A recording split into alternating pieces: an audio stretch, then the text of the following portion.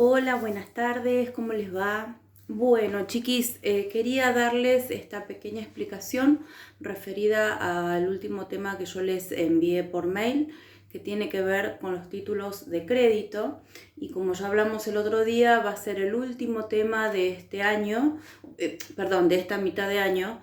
Y a partir de esto nos quedaría hacer una pequeña actividad que, bueno, después la vamos a ver, esta clase este miércoles a través de nuestras videollamadas y demás.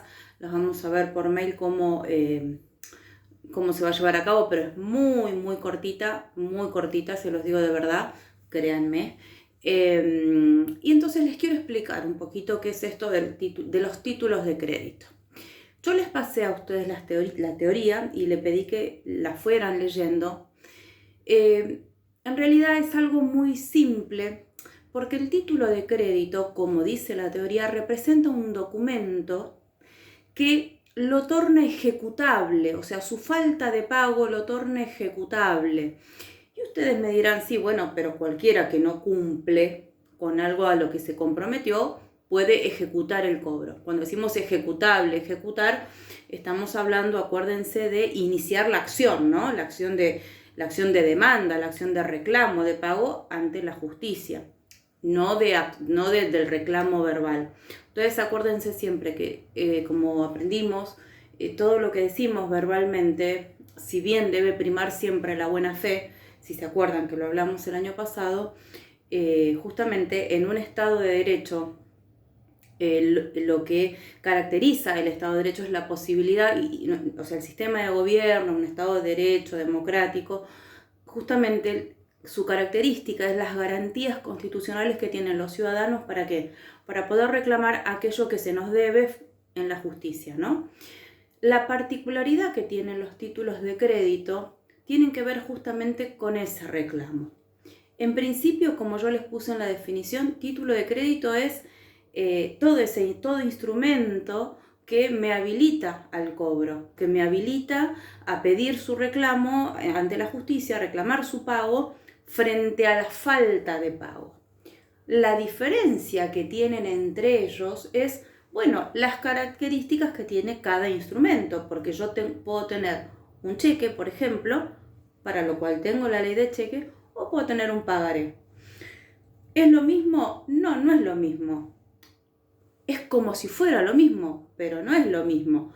Tienen algo igual, algo que comparten, que tiene que ver con su característica de ser títulos de crédito, y justamente esa característica hace que tengan un procedimiento especial en la justicia para reclamar su pago, que se llama juicio ejecutivo. Ahora, eso sí es común entre ellos. Ahora vemos en qué consiste el juicio ejecutivo y por qué es tan diferente a cualquier otro reclamo. Pero lo primero que yo tengo que determinar es qué tipo de títulos de crédito tengo. Nosotros vimos dos, vimos el cheque por un lado y vimos el pagaré por el otro. Respecto del cheque, como yo les puse en la teoría, tengo tres intervinientes. Tengo el librador, es decir, el dueño de la chequera. Tengo el banco girado, que es el banco que va a responder o de alguna manera garantizar que este librador tiene fondos o no, si no los hubiere. Y como también les dije, entre el banco y el librador hay un contrato previo, es decir, una cuenta corriente. Yo tengo que tener un vínculo con el banco para que ese banco me dé una chequera. Y después tengo el tercero, que sería el beneficiario, que es quien va a aportar o quien va a pretender cobrar ese cheque que yo le doy. Bueno, vimos, ustedes tienen en la característica, por eso en la característica de las teorías tienen eso, los distintos tipos de cheque. Tenemos el cheque común, cruzado, endosable. Bueno, eso no voy a ahondar en eso porque lo tienen ahí escrito, ¿verdad? En la teoría. Pero digo, esas características hacen las particularidades que tiene cada uno de los cheques que yo puedo o no puedo emitir. Siempre va a ser con autorización del banco. Pero lo particular y característico esencial que es que tanto el banco como el librador terminan siendo solidarios frente a al que no se le paga el cheque. ¿Está? El beneficiario es quien va a pretender el pago. El beneficiario llega al banco, Y bueno, pues el banco dirá si hay o no hay fondos para pagarlo. Si no hay, dejará sentado que no hay fondos. Y a partir de ahí comienza a correr el plazo para que este beneficiario pueda reclamar de vuelta su pago, ¿verdad? Frente a la justicia. Acuérdense que cuando me transcurre el tiempo y yo no ejerzo la acción de reclamo, el reclamo prescribe. El reclamo prescribe. Entonces yo tengo, desde el vencimiento del cheque, tengo 30 días. O sea, desde que me lo dan, desde que me lo libran, tengo 30 días para cobrarlo. Si no es cheque de pago diferido, que también vimos que pueden tener 2 fechas. Pero desde la fecha que me tendrían que haber pagado, tengo 30 días para pretender cobrarlo. Puedo ir al banco hoy, mañana o el día 29. Pero una vez que yo tengo el rechazo bancario, tengo 1 año. ¿Justamente para qué? Para ir a la justicia y decir, bueno, a ver, este cheque no tenía fondos. La función del banco justamente es esa, es decir, si hay o no hay fondos para pagar ese cheque. Ahora, ¿qué diferencia hay con el pagaré, que también es un título de crédito? Pues bien, que en el pagaré, intervienen solamente 2 personas. ¿Quién lo libra? ¿Quién lo firma? ¿Y a favor de quién? Es decir, un acreedor o un deudor, o puede haber incluso 2 deudores o más, en tanto consten sus datos, ¿verdad? Firmaditos en el pagaré y aclarados. El pagaré, la diferencia que tiene a su vez de provincia con capital, no así el cheque es único porque hay una ley nacional. La diferencia que tiene el pagaré entre provincia y capital es el sellado. En provincia tiene que estar sellado para poder ser cobrado ante la justicia, para poder reclamar su pago. En capital no hace falta, porque en provincia tenemos el impuesto de ingresos brutos que no existe en capital, ¿está? Pero en el pagaré no hay un tercero que me garantiza. Es decir, la única garantía que tiene ese acreedor del pagaré es, primero, la buena fe de quien lo está firmando, ¿verdad? Y el patrimonio con que este cuenta. Con que este o estes, porque si me firmaron 2, un mismo pagaré me lo pueden firmar 2 personas, tienen que van a responder siempre con su patrimonio personal. Y si esa persona no tiene bienes al momento del vencimiento, cuando yo haga el juicio, bueno, pues bien, no cobraré. O podría ser un juicio igual, pero a los efectos de inhibirlo. La medida cautelar, que ahora les voy a explicar, para cobrarme eso va a ser inhibirlo. Cuando la persona no tiene bienes, no tiene un recibo de sueldo que yo pueda embargar, no tiene bienes muebles que pueda embargar, una casa, no tiene un auto, no tiene un bien inmueble como una casa, no tiene muebles registrables que yo pueda embargar, o bienes adentro de la casa que ameriten ser embargados, porque si voy a la casa con una orden de embargo, pero resulta que en la casa hay una heladera y una mesa y un televisor, claramente no puedo embargar eso, y por más que se lo pida al juzgado, digamos que difícilmente va a cubrir el importe que se me debe. Entonces, siempre la única garantía de los acreedores es el patrimonio personal. Y ahí está la diferencia tajante con el cheque. Digo, siempre voy a tener un banco que va a responder y después el banco se arreglará con el librador en la medida que haya fondos en la cuenta. Y en el pagaré, no, el pagaré siempre va a ser responsabilidad de quien lo firma, su única responsabilidad sola o compartida con el otro firmante. Acordémonos que cuando compartimos responsabilidad en derecho se llama solidaridad. En el caso del cheque, el banco viene a ser solidario con el librador. En el caso del pagaré no tengo solidaridad con nadie, excepto que lo firmen 2 personas. Pues bien, entonces, si bien uno tiene unas particularidades y el otro tiene otras, uno tiene unos requisitos y el otro tiene otras para tener validez, tienen algo en común, más allá de que ambos son títulos de crédito. Y la particularidad es de qué manera yo reclamo eso. Y antes de que me olvide, ¿cuándo me prescribe la acción del pagaré? A los 3 años. A los 3 años el pagaré se me vence el derecho a poder reclamarlo. Es decir, que desde que se me tuvo que pagar, tengo 3 años para iniciar el juicio. Si no lo hice, bueno, ya está, digamos, ¿no? Ahí prescribió. Entonces, la característica común que tienen además es esta forma de accionar o de de reclamar ante la justicia, que es a través del juicio ejecutivo, que no es un juicio común como cualquier otro juicio, sino que tiene la siguiente particularidad y por eso se llama ejecutivo.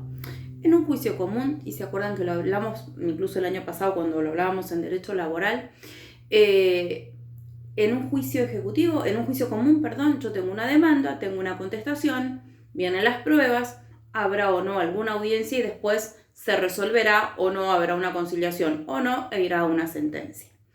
Y después se podrá apelar eventualmente.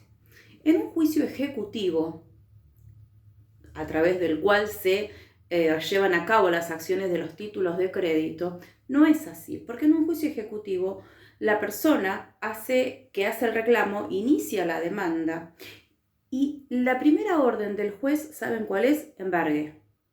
O sea, yo hago la demanda y digo, fulanito me debe y muestro el cheque o el pagaré. Y tienen una particularidad, no tengo que demostrar por qué lo tengo, no tengo que demostrar la causa, me firmó un pagaré porque, me dio un cheque porque, no, tengo este título ejecutivo que me dio fulanito, punto. Lo que yo puedo hacer es adjuntar un certificado de dominio, adjuntar un recibo de sueldo si lo tengo, o denunciar el nombre de la empresa donde yo sé que trabaja esta persona. Y entonces le doy a la ley como herramientas para que me diga qué medida cautelar puedo trabar. Pero la primera respuesta ante la demanda no es la contestación de demanda, sino que es justamente la orden de embargo, la orden de medida cautelar. El embargo es una especie dentro de la generalidad que es la medida cautelar. La medida cautelar puede ser un embargo si tengo bienes o puede ser una inhibición. Si no tengo bienes, entonces queda sentada en el registro de las personas. ¿Y qué quiere decir? Que ante cualquier cosa que yo ingrese a mi patrimonio, voy a tener que pagar. O quiero comprar un auto, una propiedad, y me va a saltar esa anotación de medida cautelar de inhibición, con lo cual voy a terminar pagando. Pero si no, la medida cautelar normal y habitual, ¿cuál es? El embargo. Primero se supone que voy a poder cobrar. Entonces, esta es la particularidad del juicio ejecutivo. Hago la demanda y no hay contestación de demanda. No. Hago la demanda y el juez me ordena la medida cautelar. Trabo el embargo, llevo a cabo, efectivizo esa medida cautelar, embargando sueldo o embargando bienes, y después que el embargo está trabado, así se llama, trabado, se cumplimentó la medida cautelar, recién ahí se notifica al deudor. Ustedes fíjense que cuando este deudor toma conocimiento de ese juicio, que seguramente lo sabe, porque sabe que si emitió un cheque sin fondo o que si firmó un pagaré y no lo pagó, claramente sabe que se lo van a reclamar. Cuando el deudor se entera, ya tiene la medida cautelar trabada. Esa es la particularidad, además de la agilidad que tiene el juicio, porque los plazos son mucho más rápidos que en un juicio tradicional. El juicio ejecutivo, justamente como no hay que dar plazo para contestar demanda y demás, es presento la demanda, el juez me ordena la medida cautelar, trabo la medida cautelar y después recién le notifico al deudor la medida cautelar trabada. Cuando le notifico al deudor, el deudor tiene 5 días para presentarse en el juicio. A decir que me pagó, yo pagué, con lo cual deberá mostrar los recibos.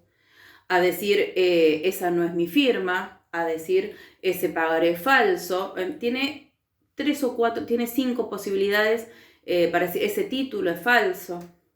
Para decir, existe otro juicio pendiente por el mismo, o sea, ya me hizo el mismo juicio por el mismo pagaré, lo cual es un poco raro, que se llama litispendencia, pero también podría llegar a ser. Pero digo, para ir a lo más simple, una vez que la persona se entera de que tiene la medida cautelar trabada, solamente tiene 5 días para presentarse en ese expediente a decir básicamente que pagó, que ese título es falso o que esa no es su firma. Y lo tengo que demostrar. Si no se presenta en esos 5 días, automáticamente yo pido la sentencia.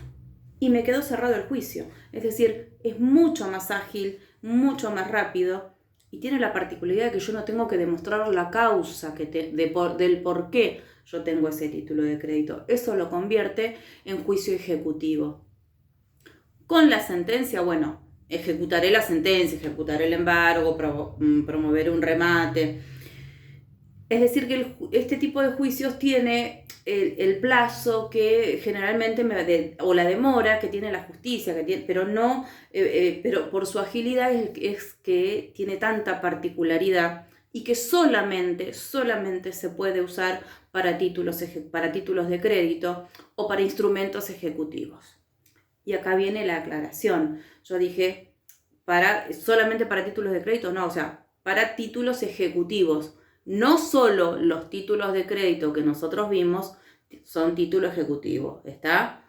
Se pueden ejecutar así. Tengo otros instrumentos dentro de la ley que también pueden pueden tomar el carácter de título ejecutivo, no de título de crédito, sino de ser ejecutados a través de un juicio ejecutivo. Tengo más instrumentos. Nosotros, como nuestro tema es títulos de crédito, solamente vemos esta partecita, pero digo, tengo otros instrumentos que me habilitan dentro del mundo jurídico, que me habilitan a esta particularidad de juicio, digamos. Bueno, ya sé que hablo rápido, pero bueno, esa era la explicación de los títulos de crédito y cómo se llevaba a cabo el ejecutarlos o no. El resto es teoría, que también ustedes vieron que se las resumí para que les resulte bastante fácil de comprender. Lo tienen en el mail y bueno, como decimos siempre, esta semana haremos nuestra clase como siempre a través de videollamadas o estando activos a través del grupo de WhatsApp. Yo lo que voy a hacer esta semana, les voy a dar la actividad que tiene que ver con este tema, que de acuerdo a las fechas que tenemos estipuladas, digamos, es el último de esta parte del año. Y bueno, vemos cómo continuaremos después de lo que serían las vacaciones de mitad de año, si continuamos con esta modalidad a distancia, o ya podemos finalmente encontrarnos en el aula. Pero bueno, como siempre digo, tenemos la facilidad nosotros de tener el grupito de WhatsApp para estar ahí activos todo el tiempo. Bueno, chiquis, esta es la explicación y la actividad les va a llegar por mail como siempre. Es muy cortita y les va a gustar porque tienen que pensar un poquito, pero nada que ustedes no puedan hacer. Saludito a todos. Chao.